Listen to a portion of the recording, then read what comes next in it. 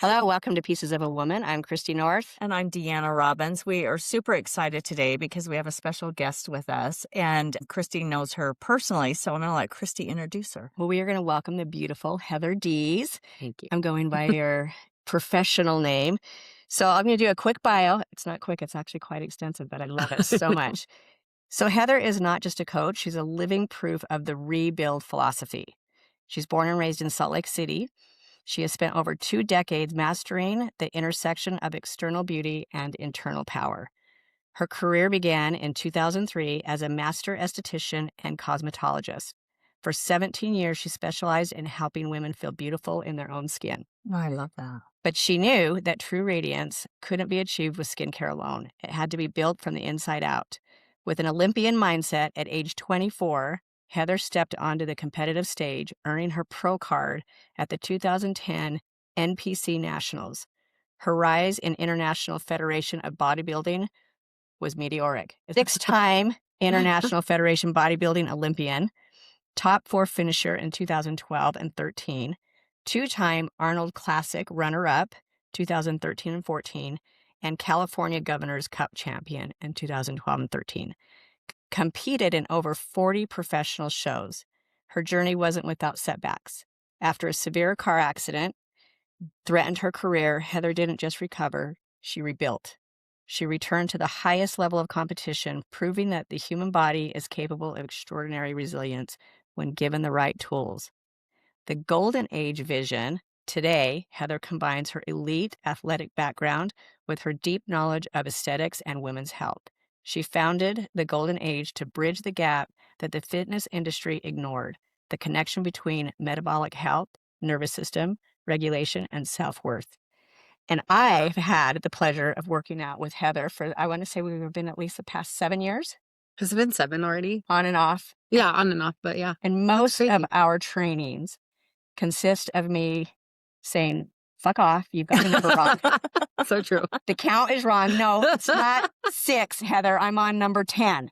Is she full of shit? No, I really do that. I mean, I miscount for sure, but I mean, what's a couple extra reps, Maybe it's intentional, subconsciously. Or after maybe 3 sets, I'm like, are we done yet? Can we go? And I'm halfway walking out. And she's like, all right, come back. We're not done. We got one more exercise to do. Yeah. Okay. Well, I love that. Oh my gosh, that is a great bio. You've had quite the story. That's so impressive. So what started you in that journey of fitness, and where did that all begin? At age 24. Well, I mean, one, you're so beautiful. Thank you. You're so beautiful. I love your dimples. Thank you. So back when I was probably 21, I got on birth control for the first time in my life, and I watched my weight increase. And then I was looking in the mirror one day after getting out of the shower. I'm like, I do not recognize this body. Wow. Just because of body fat, composition changing and my lifestyle kind of changing. So I decided I wanted to get in shape. I started running, and I did 5 half marathons, and I was like, I know. I never wanted to do a full one, but I'm like, my body got a little bit smaller, but stayed kind of the same look, right? So I was like, how do people look like they have muscles? Back in the magazine days, I would look at magazines and say, how do these women have a 6-pack? So I set out to change my body composition with weight training. And once I started weight training, my body responded pretty quickly. Okay. And adding in some dialed in nutrition, like knowing my macros, carbs, protein, fats, nutrition that you don't really get educated in school with, right? So once I started implementing that with weight training, I saw my body change, and it just made me fall in love with the whole sport. Wow. Yeah. How long when you started at 24 before you started actually stepping on a stage? Yeah. So I started at 23, and then I stepped on stage, my first stage at 24, but it took about 7 or 8 months to really dial in my body fat. You get extremely low in body fat. The last couple of weeks are borderline, I would say, definitely not sustainable. In a healthy way. You could do it for a couple of weeks. So it took, 7 months to see muscle gains and then body fat loss enough to want to go, okay, I can step on stage. At first, I just wanted to look like I could compete. And then once I started seeing changes, I was like, maybe I'll do it. I never had any intention on getting on stage in a 2-piece bikini. I thought that was insane. I was like, why would anyone do that? And then submit yourself to being judged. It's like what no one wants to do is being judged. And I'm like, judge me. And you did it. And it was so you did a few years. You enjoyed it. And My what was the powerful part of that when you look at yourself and you think, okay, I've committed this to myself, I've committed to my body, I've done it. Now here I am walking on the stage, and you're receiving awards for being positioned so high in your ranking of that sport. I think the biggest takeaway for me was the mental and emotional discipline that I gained through having to be physically fit, right? So, you know how hard it is to be mentally and emotionally disciplined when something comes up and you're like, I'm having this craving, and you go, I can't. I have to be on stage in very little clothing. And if you do cheat, or if you don't do that one extra rep, or if you don't do those cardio sessions that you're supposed to do, it'll show. So, luckily, I had that in the back of my mind, but the cool thing is like you are completely in control of it. It's like the one thing you mostly can control in your life is your physique. Now, as I've aged and also had a baby, I've noticed there's sometimes you cannot control what your body's doing. Yeah. But in those moments, in those months of getting ready for shows, it was really rewarding to see with my mental and emotional discipline, I could control the physical aspects of my body, which was awesome. Yeah. And what you can do when you set your mind to something. 100%. Yeah.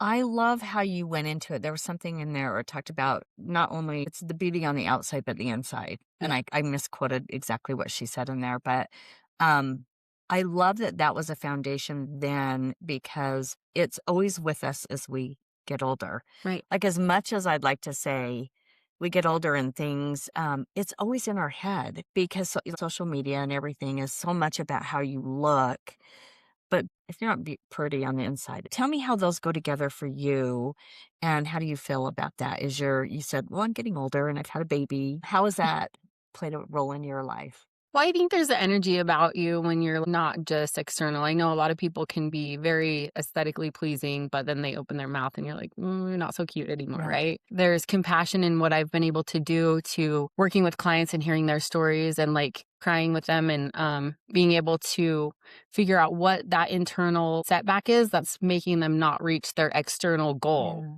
So I think that's probably the beauty on the inside that you get to see, and you get to know everyone's coming from a different place and a different perspective, that their goals are one thing, but what's the deeper reason for it? Mhm.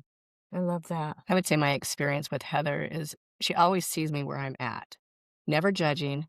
When I have the weeks that I show up once a week or the weeks I actually show up sometimes, this week was 4 times a We're week. tight. We did it. We nailed it. And I can continue to go through the conversation, "Oh, if I would just do this, if I was just more committed, or if I showed up every day." And Heather is never pressuring me. She's never trying to make it sound like I'm not doing enough. She's Yeah. always seeing me where I'm at, making me feel okay with what I'm doing, which makes kind of transitions to this next question. Has your business shifted from the time you started in the training with the type of clients you have to where you are today? And if it has shifted, what does that look like in terms of what the goals are for the women you're now coaching? It's shifted. A lot of people saw me, obviously, early in my career where I was excelling in the sport of bodybuilding, and it's been 5 years since I've competed at this point. Obviously, different life goals. So early on, I think I would get a lot of clients that would want to compete, right? They were, let's do the stage. You look so good. Since I'm not at the forefront of the stage all the time now, I feel like I'm gravitating to getting more of clientele closer to my, like, in their 40s to 60s even, that just do have body composition changes, that believe that it's not too late to change it, which I hopefully am encouraging that Yeah. component. But also what I've seen is I'm not just focused on their external look either. I'm kind of trying to dive in deep. And through our training sessions, we get to have a lot of emotional talks of overcoming what the setbacks are with them as far as their mental capacity to achieve those goals, because that's where I see it's the biggest inhibitor. It's not like everybody can do the work, but what's stopping them is really more of a mental component. And I see more of my clientele opening up to me. And as we're training, which movement is medicine, right? Yeah. They're getting out verbally what's really holding them back, and it keeps them consistent. But I say, even with clients that maybe have a ways to go and they've been with me for a while, and you're like, you'd be frustrated if you're not seeing changes, but I still get to be that positive at least 1 hour a week in their or 1 hour of their week where we get to push them Yeah. and achieve something. 1 hour is better than nothing. Oh, It's I love that, and I think it's so important because I admire you, Thank your you. commitment, your dedication. I've always kind of worked out my whole life, not like I love that. training for anything, but Still. weight training was definitely on the back burner because we kind of grew up in the aerobic era. Yes, Step Jane Fonda. aerobics. I did step aerobics. I loved it. The butt master. You know, Was it the butt kickboxing, master?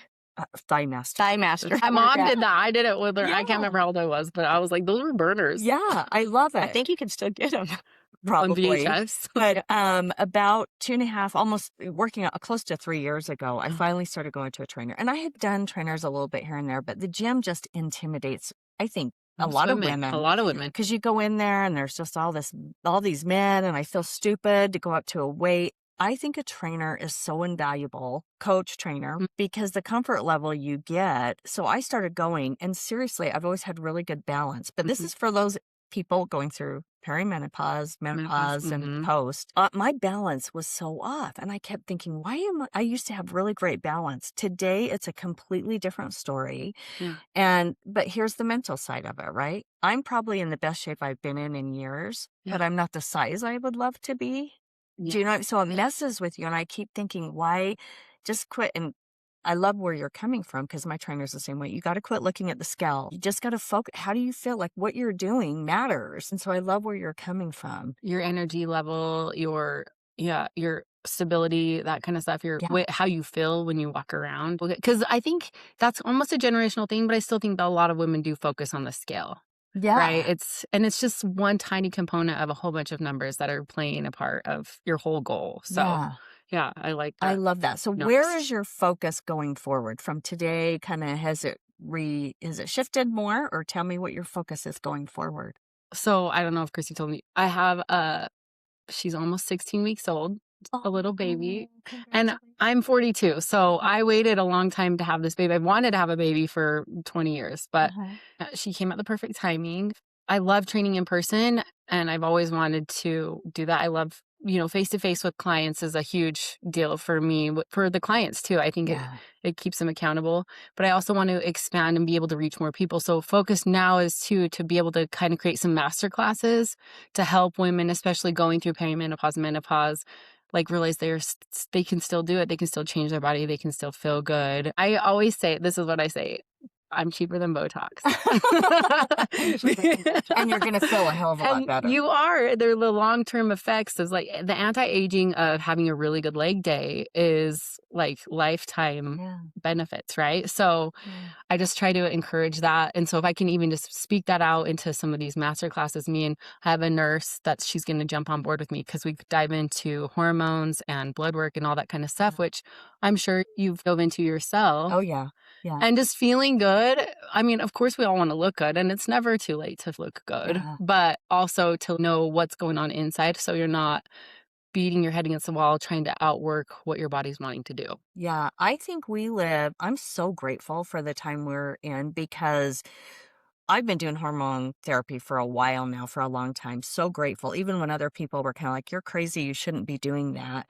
And then, our daughters, which are close to your age. But you guys get to experience such a different life than we did. And just the fact that women's health has such a higher focus, it feels like, in the medical world and fitness world, and really diving into how we can be the best versions of ourselves. So to me, it's super exciting. We're living in a great time, and we are definitely, let's keep moving. So I'm a huge Mel Robbins. I love her. You've probably heard this doctor. So she was an orthopedic surgeon, Dr. Vonda Wright. Yes. Did you hear her on the podcast? Probably. It was just a few months ago. Yeah. But what I loved about it is she kind of goes into the whole thing of how important movement is, and that it's a lot of mindset. And I love the fact that you're focused on a lot of the mindset, because as you start getting older, you do start kind of going, oh, well, it's just age, or, oh, I can expect it. And we can't do that. And I fight myself on that. I don't know if you do it all, Cristie. Well, I think, I look at where we are today versus in my 30s and 40s. It was always about what I look like physically. Yeah. I never felt like I had the body that I wanted to have. And so I was constantly trying to achieve that.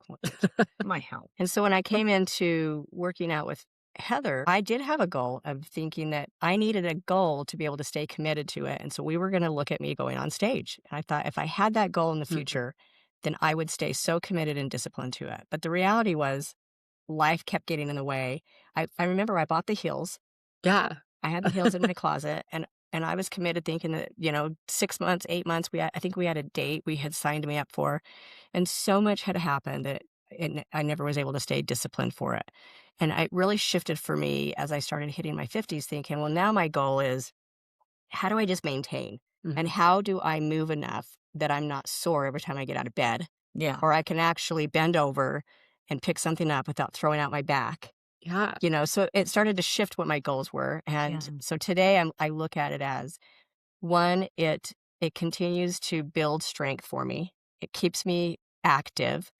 I'm not doing enough cardio. Heather and I talk about this frequently, that would be such a great piece to add to my routine. But, you've been through the other phase with me where I went on full hormones. Mhm. So we were working out and I wasn't changing. I wasn't losing that layer that I was hoping I could lose. And then I went on the hormones and we tweaked a few other things in the nutrition and I started to see a little bit better results. I would say today my focus is just really about staying physical and having movement. And I get the social in the gym at the morning. Yeah. We get a good There's social some good hour. social hour. We get a good therapy session between one of us. Yeah. One of us is talking about something. I think we signed a NDA. There's Not yes. It stays No, between it stays client and here. your privilege. Yeah. But I don't know, maybe one day in the future retirement years, I might do something a little more aggressive with what those goals are, but today it's just staying active. Yeah. Well, it's fun because I have had women, how old is she? 65, step on stage. That's the fun part about this industry is it's an ageless sport. There are people that are in their 80s that can do it because you're judged against your age group, right? So either you're the only one in the category or there's other people, but they're going to be similar to where you're at. But it is more so about body goals and just discipline and having something to work towards. I think I did so many competitions because when I first started getting into this, I would yo-yo a little bit, right? Mhm. In your 20s after you step off stage. I don't know if you know a lot about the industry. A lot of girls are so restricted that they just kind of binge on whatever after. Yes. I know And a then you're couple people. yeah, and that's hard. And it's just, it is what it is. Yeah, you can't beat yourself up for it. But for me, it was always like, well, I got to set another show date because if not, I don't want to stay like this. And it took me doing probably 10 years of competing to go, okay, let's just maintain a little easier because it's so hard to work it off. But I think as I get older and more mature, realizing like I don't want to have to constantly work it off, that I'm going to stay a little bit more consistent with it. And I love the fact that you're like, well, maybe we'll get more aggressive when life isn't so much. Demanding. Yeah. Yeah. But you're still showing up. You're still doing what you can do during that time. You're not like, okay, well, we're 3 days into the month and I'm just going to give up on my goals till next month, right? So you're still like, well, we'll just tackle it next week or we'll tackle like I try to tell my clients, try to follow a meal plan, right? Not super restrictive, but meeting their macros. Just because you had one bad meal doesn't mean you give up the rest of the day, right? You Yeah. just switch the next meal to be something healthy and nutritious.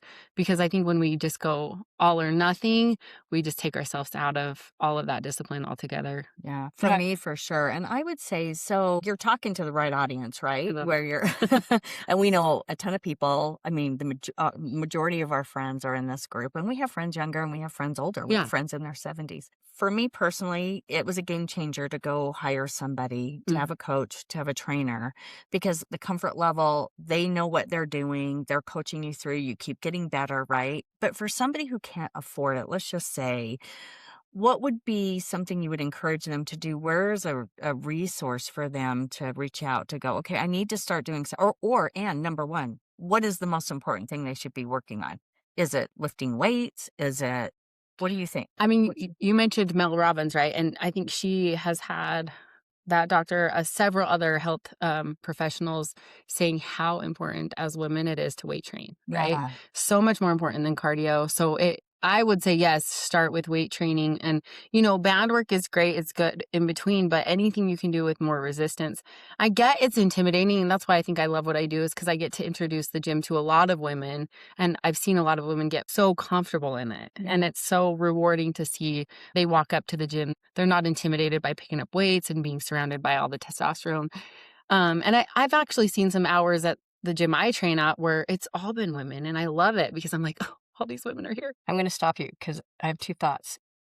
So many women, the misconception is that if you do weight training, you're going to look Okay. bulky. Yeah. I have been weight training for, we've said like 7, 8 years with you. Yeah. Do I look bulky? Mm-mm. No, I don't think I have any bulky. I would like to have a little bit more definition, but that's my fault. But back to what you were saying about going to the gym is one of the things that I love. You were talking about this, Deanna. I can walk into the gym because I get intimidated because of all the people that are around and not knowing which machine to go to. I literally just follow her around like a puppy. And I don't even know That's what what's we're so great doing. about it, hiring somebody. Like, She call just Heather. yeah. Like, seriously. She shows me what to do. She tells me how many to do. Sometimes she's wrong and I correct her, but she tells me what to do, how many, and then I walk out of the gym. I don't even know what happened and how I got home because I'm in such a bubble Yeah. throughout that process. The hour goes by and I'm done. Yeah. But I do love that. But I do think the strength training is so important, but there's so many misconceptions out there about what happens when you strength train. Yeah, there is. That's a huge component. And I think that's the older generation. Like you said, Yeah. you came from an aerobics generation. And I've had women say to me, I don't want to look like you. I'm like, I promise you, you're not accidentally going to wake up one morning and be like, oh, I've got way too much muscle. It just doesn't happen. It's way too hard to put on muscle. But your question is, what would they do if they can't hire a trainer? Which, if you can just budget, and obviously, sometimes we use that as an excuse, right? Because we'll spend a couple $100s at a restaurant. Right. And you're like, you know what? That's at least a few training sessions. So just gauge where you're pushing your finances. But outside of that, I mean, I have created an app that has videos and a specific weight training protocol. So I will push women to try that. And that's only like $50 a month. So there are avenues that you can go to, especially with social media. It's hard because there's a lot of gimmicks on social media too. Yeah, that's true. Everybody trying to reinvent the wheel. Weight training is weight training, and I've been doing the same thing for, the last 20 years. I might change up the weight I'm pushing or the rep range or the order of machines,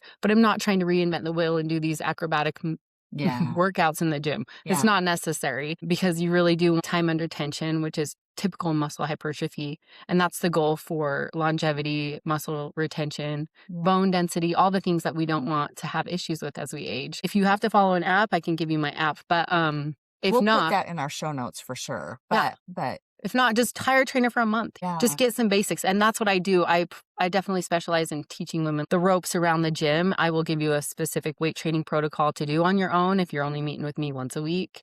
I mean, I love seeing Cristie all the time. And some people I only see once a week or even twice a month. So just depending on the budget, like figure out what you need just to get going, right? But I would say it's so worth it. Like you said, you can go to dinner and there are probably opportunities where you could fit it in, but Pick the wine out. Of it. Just take the alcohol out of your dinner. You're going to save yourself $100. I know, it's true.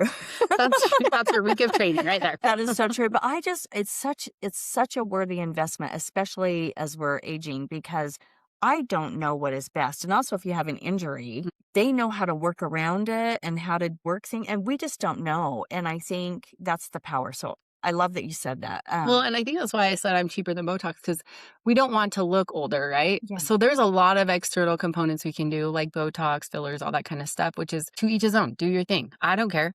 But also, you can do the internal work, which is going to externally show too. So your hydration is going to help your skin look better. Weight training is really going to keep your skin looking healthy and young. So it's like we pick your battle. Yeah, it's so true. So if I'm going 4 days a week, I should shave off 4 years of the aging of my Probably. Is that Probably. aggressive? No, at least. You have pickleball that you can come get some cardio. I know. When you come back to us. I literally Doing am not pickleball. doing any cardio. Cardio is just good for heart health. You can do weight training at a cardio pace, even with like shorter rest periods, be higher rep ranges, and then you're kind of getting best of both worlds. Okay, so how many of your clients are over between the ages of 40 and 50? I would say 90% of my clientele. And then how many over 50? Probably at least a dozen. Do you? Yeah. So it's, Are we I the love it. grumpiest or are we? You're my favorite. Of course she's going to say Yeah, that. she's gonna say No, that. I have clients I love. They like flip me off the whole time and they're cursing me and I'm just smiling and I'm like, you know, one of my clients is like, you're toxic positivity. And I'm like, I know, but you keep showing up. So clearly you like it. I love it. Well, and the gym that you're at it's located in Sandy. Hmm. So it's right in the middle of everywhere. It's a super clean. We're giving them a plug right now. Right off Yeah, the I freeway. love it. Hmm. The Refinery Gym, which is so clean. It is. Everything That's is huge. super organized. But that part I love. I can just walk in. It's not a huge Lifetime or whatever you call those gyms or Vasa, which I know are really great for certain mindsets and Yeah. people that can totally acclimate in those environments. I cannot. Yeah. But so this one feels a little bit more cozier to me. Yeah. They have every piece of equipment. So it's nice because, like you mentioned, injury, right? And Yeah. to navigate around an injury is important. We don't want to make things worse because then you'll just stop doing it. But they have enough equipment that we can hit different or your muscle groups we're trying to hit without creating more pain and cause issues. Like, right? We modify your leg days to the machines that work best for you. Because of my back. Yeah, because of your back. And as we continue to build the glute muscles and legs, you'll watch that back pain just diminish. A lot of the time, people have back issues because they've either shut off their glutes or haven't done enough leg workouts to build that stability. Even core, too, obviously, it's Yeah. going to be important for. Yeah. But everything starts declining. You're never just maintaining, you're either increasing your ability to move or you're decreasing it. So Yeah. movement is medicine. It is. I love that. And I want to ask one more thing about the importance of stretching. So I used to never stretch, really. Now I find I'm so much more stiff, but I've been really practicing stretching at night, and it's really helped sleep better and then also not waking up as stiff. But I'm just curious, is that a component you talk to people about? I do ask my clients to like warm up and foam roll before our sessions, and some of them do it.